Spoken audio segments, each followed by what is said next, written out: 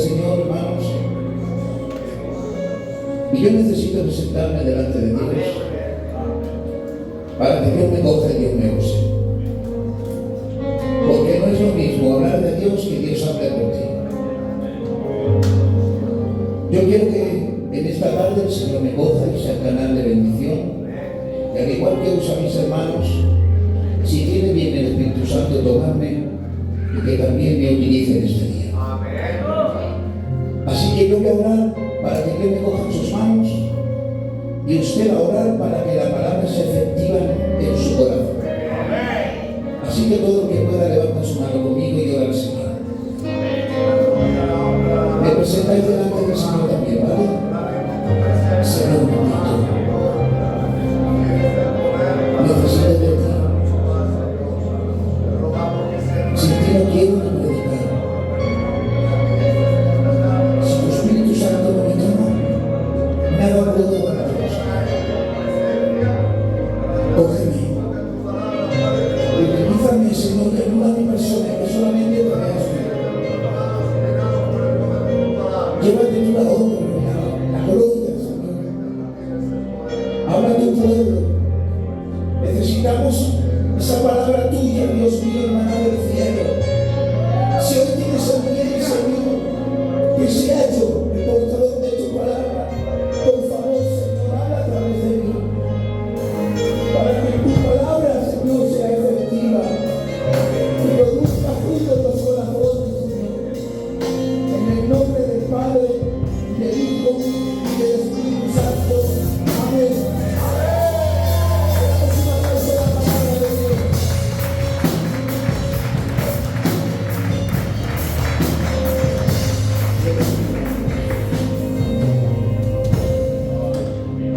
Para ti la gloria, Jesús. Necesito 3 céntimos de voz aquí. ¿Saben, hermanos? Dicen los científicos que aquellas cosas que no podemos dibujar con nuestra mente y no le podemos dar un color, nos es muy difícil comprenderlo. ¿Saben, hermanos, que de las 3 personas de la Trinidad, la persona del Espíritu Santo es la más difícil de comprender? ¿Saben, hermanos, que algunas sectas y religiones han llamado a decirle que es una fuerza activa o un movimiento de Dios simplemente? Esto se debe, hermanos, a que el Espíritu Santo nunca ha tomado forma corpórea. Una vez tomó en forma de paloma, que si no lo estudias te puede confundir todavía más. Nunca ha tomado similitudes humanas. Y aunque nos dice en Juan que Dios es espíritu, el Padre sí ha tomado similitudes humanas. Nos dice Isaías que con 3 dedos ajunta el polvo de la tierra, que las aguas cogen en el hueco de su mano, ya menciona manos, que el cosmos lo mide con su palmo, ya menciona palmos. A Moisés le enseñó sus espaldas. Dice, ¿a dónde te meterás que el ojo de Jehová no te vea? Ya menciona ojos. Y dice que la tierra es el estrado de sus pies, ya menciona pies. Y una vez, hermanos, en un pasaje bíblico dice Israel, no hay quien te defienda, Israel. Ya no hay profeta que te defienda. Pues yo me levantaré de mi trono, me ciñiré mis lomos, cogeré mi espada y seré yo mismo el que te defienda. Por lo tanto, hermanos, es muy fácil asimilar la persona del Padre porque ha tomado similitudes humanas. Y por lo tanto, si vamos a Cristo, el cuerpo anduvo, comió, convivió, lloró aquí en la tierra. El Espíritu Santo nunca ha hablado libremente. No encontrarás un versículo a donde el Espíritu Santo haya hablado libremente. Pero el Padre sí. En cierta ocasión, por el pueblo de Israel, por el desierto, le dijo Jehová Dios, te voy a mandar Moisés, y todo el pueblo va a reconocer que tú eres Mesías. Y dice, hermanos, que habló libremente a todo el pueblo y que los montes temblaban. Tanto es así que le tuvieron que decir, Moisés, que calle Dios y habla tú porque vamos a morir. Él ha hablado audiblemente, pero el Espíritu Santo nunca ha hablado audiblemente. Cada vez que se ha manifestado, no ha hablado ni audiblemente ni ha tomado forma corpórea, sino que se ha representado por medio de símbolos, por fuego, por aire, por soplo, por un viento recio, por una brisa suave, con fuego abrasador. Tampoco sabemos su nombre, porque lo conocemos con un sustantivo común, espíritu, acompañado de un adjetivo, santo. Pero no sabemos su nombre. Algunos han dicho que su nombre es Ruach, pero esto no es cierto. Ruach es una palabra hebrea que simplemente significa viento, aire o soplo, pero no sabemos su nombre. Pero usted me va a decir, pero hermano, es que mi Biblia, espíritu me aparece con E en mayúscula, y por lo tanto si me aparece con E en mayúscula se convierte en un sustantivo propio y por lo tanto es un nombre. Pero yo quería decir por qué pasa esto. Porque en nuestra gramática, en la lengua española, existe una norma que todo aquello cuando se refiere a una divinidad y su adjetivo ha de escribirse en mayúscula, por lo tanto se convierte en un sustantivo propio. Pero repito, es una gramática de la lengua española, pero en otras versiones bíblicas, en otras lenguas, no aparece la E en mayúscula porque no tienen esa gramática. Repito, no conocemos el nombre del Espíritu Santo.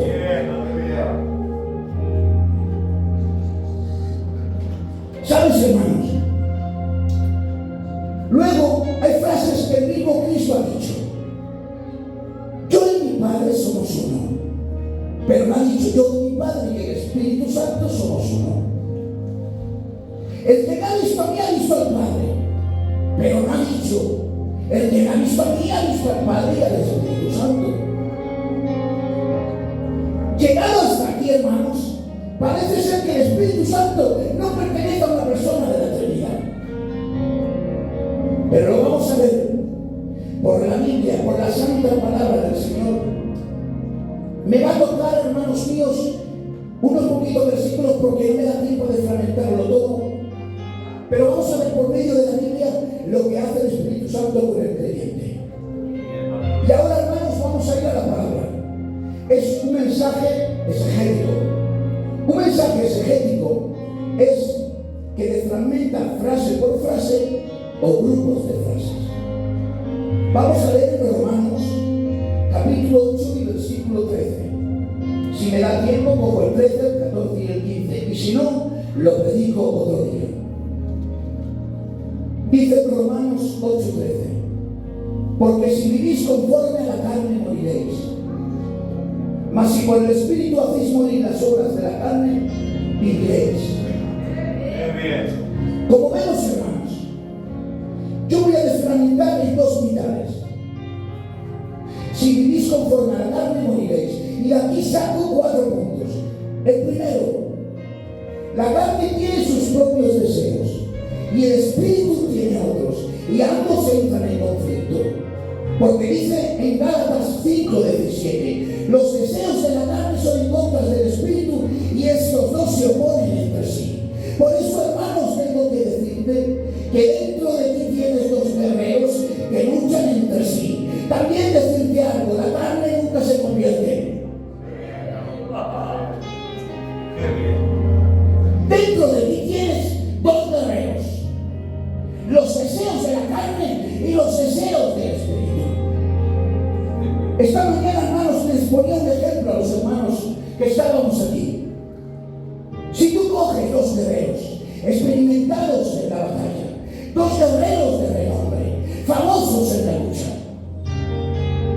a uno tú lo encierras durante 6 meses y le das pan y agua, y a otro lo alimentas bien alimentado.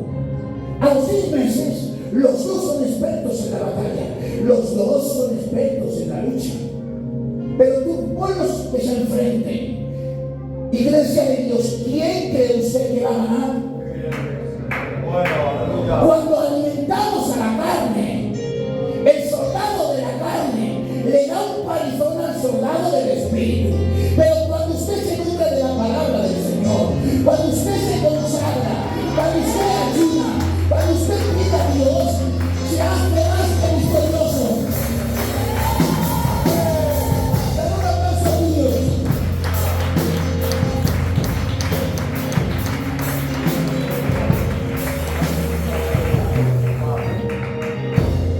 ¿Sabes?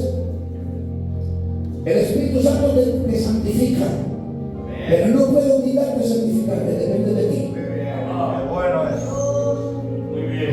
Si venimos según la carne, ni le agradas a Dios, ni eres de Dios.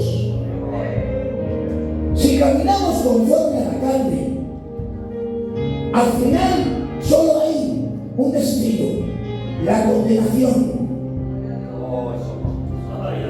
Si vivimos conforme a la carne, quiere decirse que la obra del unigénito, del Hijo de Dios, no has dejado que trate tu vida.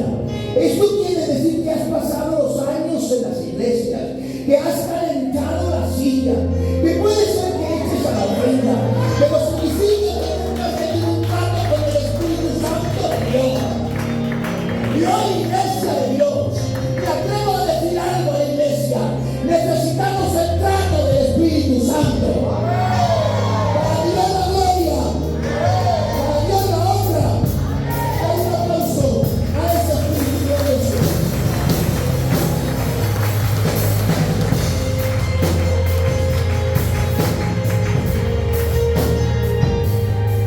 Vamos a la segunda parte del versículo que había partido. Mas si por el Espíritu hacéis morir las obras de la carne, viviréis. Tú tienes el libre albedrío de coger un camino o de coger otro, pero los dos a la vez no las puedes coger. Si coges los dos caminos, los deseos del Espíritu y los deseos de la carne, te conviertes en un tibio. Decidme qué le pasa a los tibios. ¿Qué dice la Biblia que les pasa a los tibios? El Señor los vomita de su boca. Dios quiera que nunca seamos tibios delante de Dios. ¿Cuáles son los dos síntomas del tibio? Participa en las cosas del mundo y en las cosas de Dios. Segundo punto: no le reprende la conciencia cuando transgrede la voluntad de Dios. No le golpea, ya no le acusa, porque la conciencia es un centinela. Hay gente, hermano, que está tan acostumbrado a callar la voz de la conciencia, que ya le han matado y su conciencia ya no le golpea. Pero déjame decirte, la conciencia es un centinela que Dios te ha puesto, que te golpea para que te arrepientas y vayas a los pies de Cristo. Para Dios la gloria en esta tarde.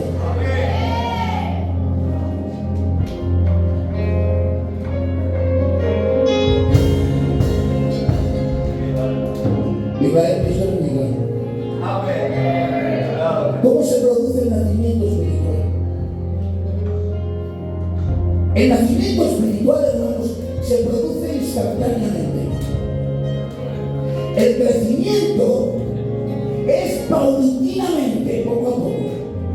Pero el nacimiento, hermanos, se produce de esa forma. Cuando usted acepta a Cristo Jesús como su Salvador, la sangre de Cristo te limpia y coge el Señor tus pecados, los tira al fondo del mar y ya no se acuerda más de ellos. A continuación, eres aceptado delante del Padre y eres justo y perfecto delante de Él, porque ya no te mira a ti, sino que mira a Jesucristo en el Calvario.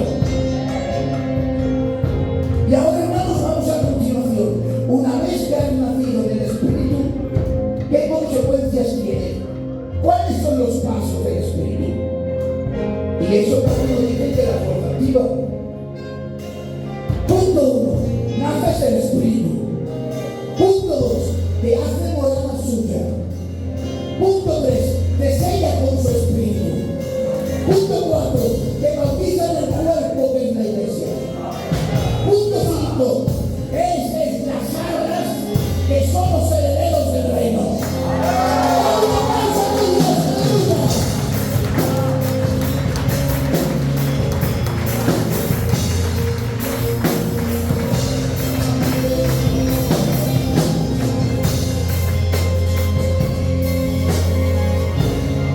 Muy bien, ya has nacido del Espíritu, ya has sido sellado, ya estás en la iglesia, ya tienes las armas del Espíritu. Ahora vamos a ver las fases del Espíritu Santo en la persona. Primeramente, ¿qué es el bautismo del Espíritu Santo? ¿Qué es el lleno del Espíritu Santo? ¿Y qué es la unción del Espíritu Santo? Vamos a ver, hermanos, por la Santa Biblia, ¿qué es el bautismo del Espíritu Santo? A esto, hermanos, se le ha interpretado mucho, porque algunos han dicho que ser bautizado por el Espíritu Santo es tener el don de lenguas. Cuando el apóstol Pablo escribe esto en 1 Corintios 12:13, se lo escribe a la iglesia de Corintios porque había mucha mezcla de género. Por lo tanto, había judíos, gentiles y esclavos. Por lo tanto, hermanos, en el tiempo judío, para ser heredero de la promesa, tenías que ser del linaje de Abraham. Pero la iglesia somos un linaje escogido, un real sacerdocio y un pueblo adquirido por Dios. Cuando eres bautizado por el Espíritu Santo, significa que Él te ha puesto de este mundo sin tener linaje, sin tener raza, te ha puesto en la iglesia que es su cuerpo, el cuerpo místico de Jesús. ¿Saben por qué, hermanos? Porque si no es el Espíritu Santo quien te pone en la iglesia, eres un cuerpo extraño. Y para hacerte un miembro dentro del cuerpo de Jesús, necesitas el bautismo del Espíritu Santo. Por eso dice, fuimos bautizados en un mismo cuerpo y se nos dio de beber a un mismo espíritu. Y esto es a lo que se refería Juan el Bautista cuando dice, este os bautizará con Espíritu Santo y fuego. Tengo que decirte algo, en el momento en que el Espíritu Santo revele con fuerza en la iglesia en el día del Pentecostés, vino el bautismo del Espíritu Santo. La iglesia tiene poder, la iglesia tiene autoridad, la iglesia tiene vida, la iglesia es el cuerpo de Cristo. ¡Viva Dios! ¡Viva su palabra! ¡Viva el Espíritu Santo! ¡Gloria! ¡Gloria al Padre! ¡Gloria al Hijo! ¡Gloria al Espíritu Santo!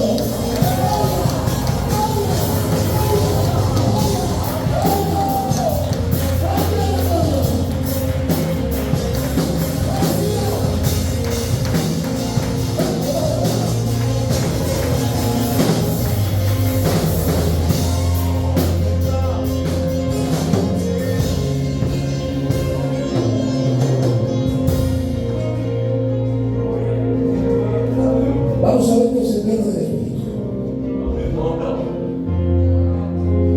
Cuando la Biblia aparece esta fórmula y fue lleno del Espíritu, ¿quién es el de iglesia? Que Dios toma a esa persona, porque fíjense, en el momento en que aparece esta fórmula, siempre hay una persona que Dios lo coge y lo provee de un conocimiento especial y de un lenguaje versátil, de tal manera que cuando habla a los creyentes o aunque no sean creyentes, las personas no tienen capacidad para responderle. Esto es, hermanos míos, porque aunque somos ignorantes, aunque a veces no tenemos conocimiento ¿Cómo puede ser que un simple gitanico sin estudios, sin tener conocimiento ni siquiera lo básico, como el Espíritu Santo te tome que lo he visto, caigas a los abogados, a los arquitectos, a los que tienen estudios, a los que vengan, porque ya alguien pueda con el Espíritu Santo? Con el Espíritu Santo no hay que pueda. Con el Espíritu Santo no hay que pueda.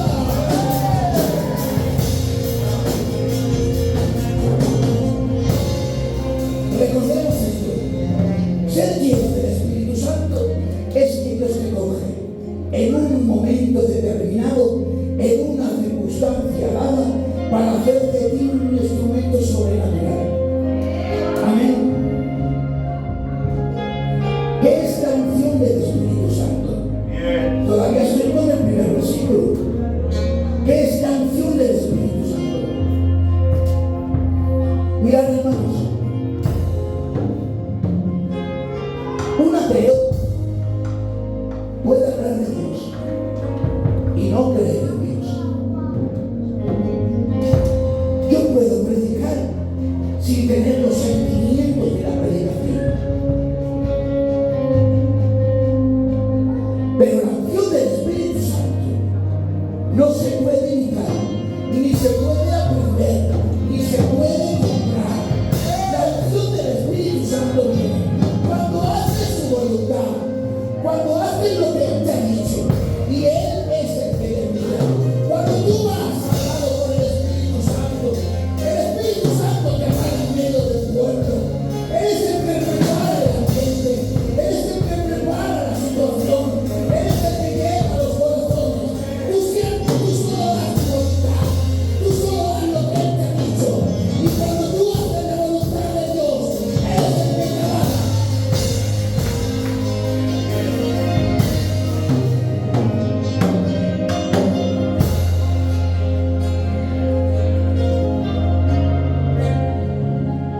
¿Por qué crees, hermanos?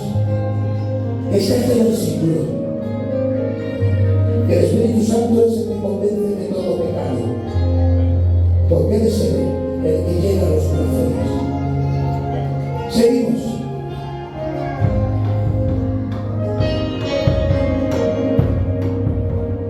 Vamos al versículo 14. Porque todos los que son guiados por el Espíritu de Dios, estos son hijos de Dios. Bien, aleluya. Gloria a Dios. Pregunto yo algo. ¿Acaso el Espíritu Santo puede equivocarse? No. Si Dios te manda a un lugar que ha sido el Espíritu Santo, ¿irás al fracaso? Si el Espíritu Santo es el que te guía, ¿deberás tú preguntarle? Si es el Espíritu Santo, ¿no será Él quien te abre el camino? Si es el Espíritu Santo el que te guía, ¿no será Él quien te provea de todo lo necesario? Por lo tanto digo y declaro que no hay fracaso si es el Espíritu Santo de Dios quien te guía. Necesitamos la guía del Espíritu Santo. Necesitamos la voz del Espíritu Santo. No somos nada sin Él. No soy nada sin Él. Pero necesitamos el Espíritu de Dios.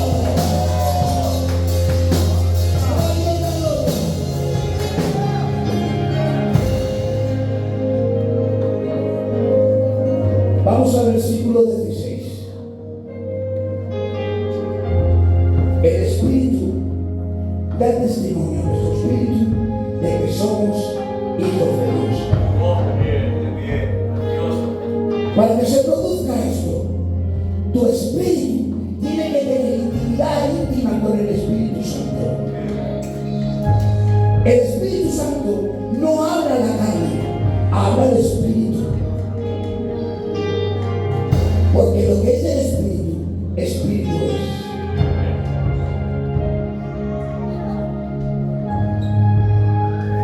Los canales no oyen al Espíritu. Dale un aplauso al Señor.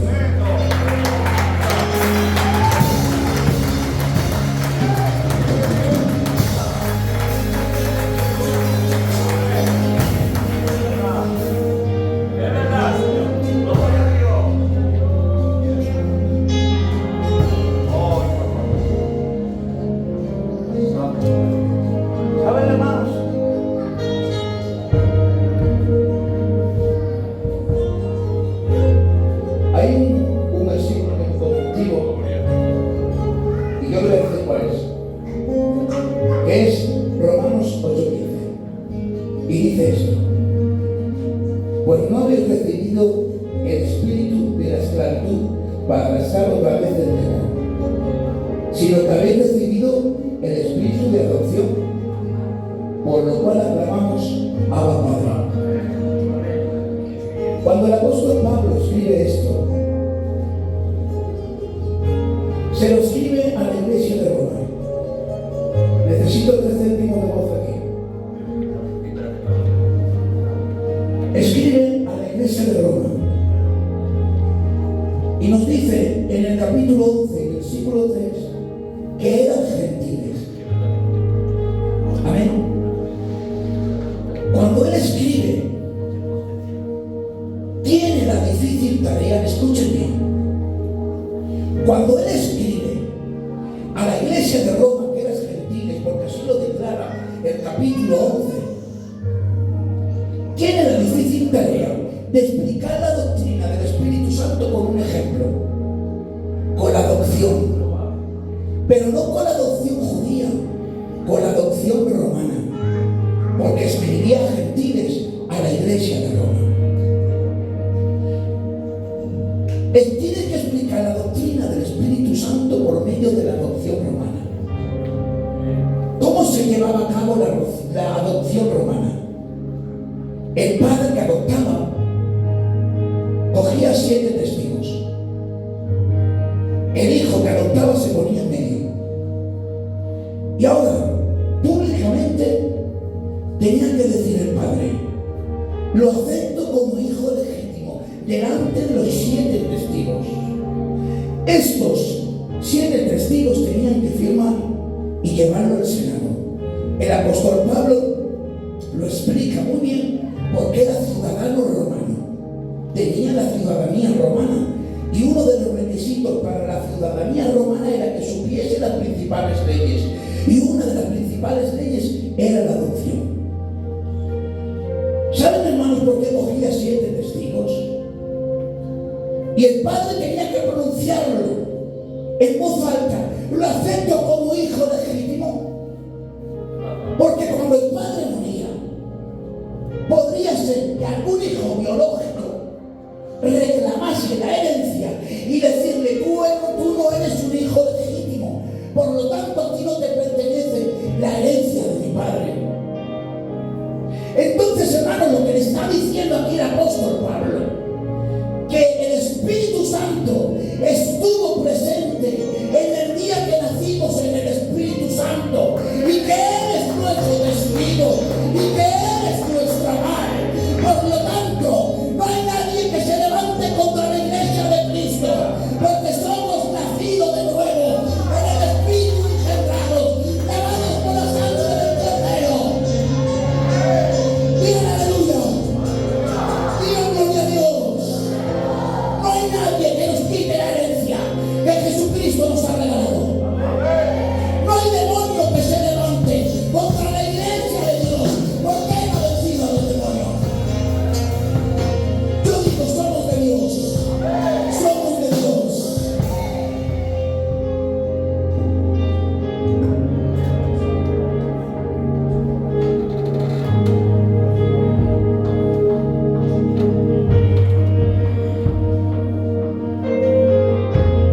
¿Me aguantáis 10 minuticos y ya termino el mensaje y ya no lo retomo otro día? ¿Me lo aguantáis? Vale. Dice en Colosenses, capítulo 2, versículo 14, que Él clavó los decretos en la cruz y que despojó a todo principado y a toda potestad. Ahora bien, no podía hacerlo como Dios, porque como Dios podía haberlo hecho en cualquier momento. No hace falta ni esforzarse, hace así y despoja a todos los demonios. Él tiene capacidad para encerrarlos, para destruirlos. Él tiene capacidad para todo. ¿Por qué era necesario que tomara cuerpo, morir en la cruz, para poder despojarlos? Resulta, hermanos, que nuestro primer representante, Adán,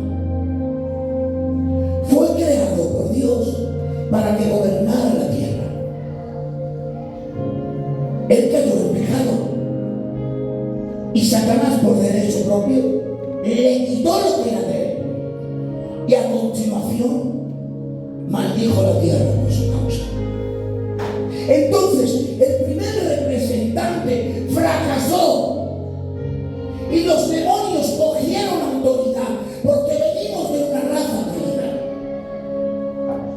De la única manera que se restauraba la raza caída era que otro hombre triunfara sin pecado, sin defecto, sin tacha. Como todos los profetas fracasaron, como todos los sumos sacerdotes fracasaron, tuvo que tomar cuerpo, hacerse hombre, llegar hasta la cruz, llegar al Calvario, llegar a la crucifixión, llegar, hermanos míos, ahí quebrantado. Y una vez, hermanos míos, que él entregó su espíritu, fue cuando él dijo: consumado es. Esto es, la iglesia está redimida, la iglesia está limpiada, ahora ha triunfado, la humanidad es libre, he quitado el pecado. Por lo tanto, ahora coge, lleva al Padre su sangre, sube al cielo un domingo por la mañana, sube al cielo, rocía su sangre dentro del tabernáculo del cielo, y ahora me dice: Padre, mira mi sangre, esta es para que te reconcilies con la iglesia. Por lo tanto, somos la amada, la perfecta, la redimida, la que muerto. Qué bueno mi Cristo. ¿Saben, hermanos?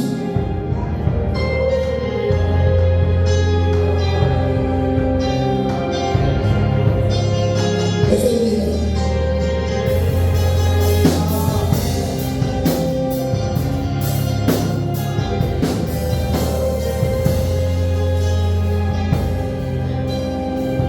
Mira, dice en Romanos 8:17. Si somos hijos, también somos herederos de Dios y coherederos con Cristo.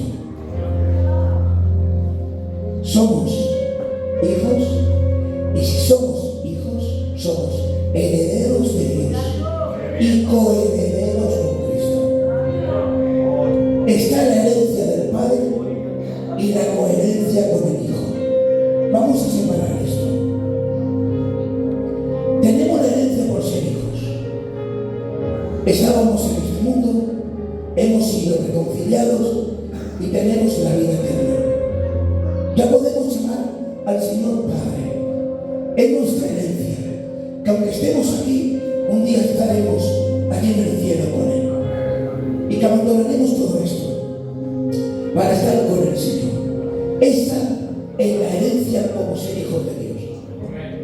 Pero dice que tenemos coherencia con Cristo. Mira, hermanos, supongamos que yo y mi hermano Carlos heredamos una herencia. Nos dejan una casa. Y ahora, para poder venderla, él tiene que firmar y firmar yo. Porque la hemos heredado juntos. Si él no firma, no puedo venderla. Si yo no firmo, tampoco. Y ahora digo: Señor, ¿cómo que somos coherederos con Cristo? ¿Qué es lo que heredas tú? Que también heredamos nosotros. Pero si todo es tuyo,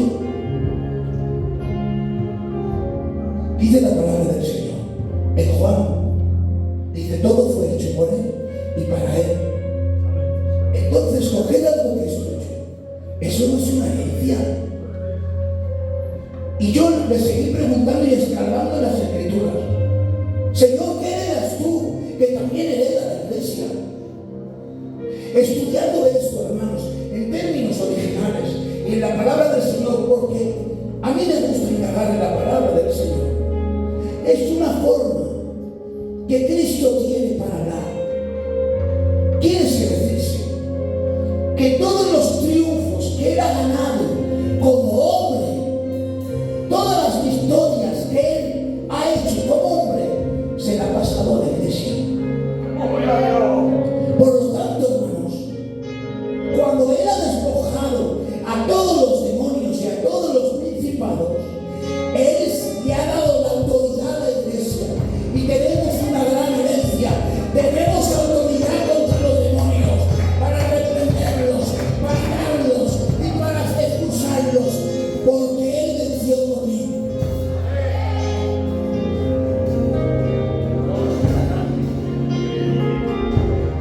Mira, hermanos,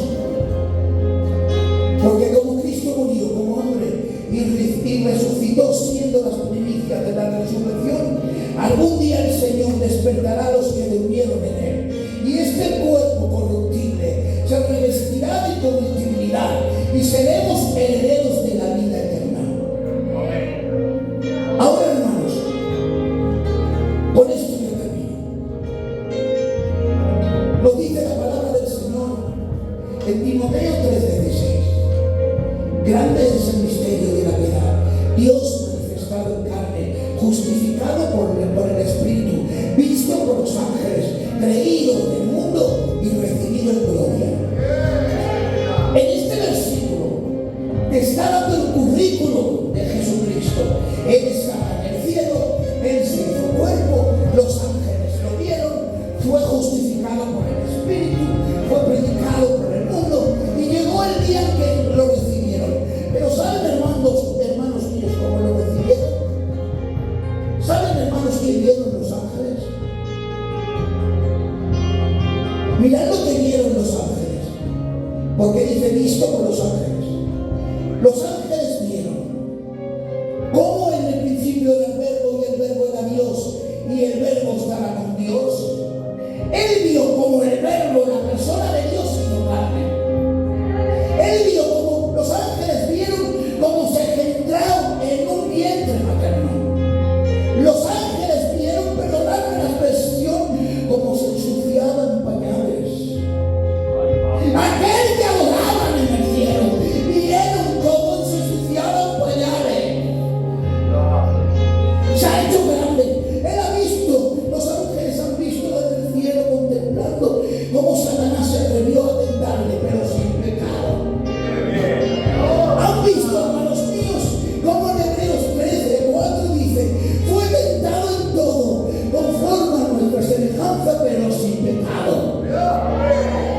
Ha visto los ángeles que no le ha manchado el diablo, que no le ha manchado la concupiscencia, que no le ha manchado nadie. Ha muerto santo y ha resucitado santo.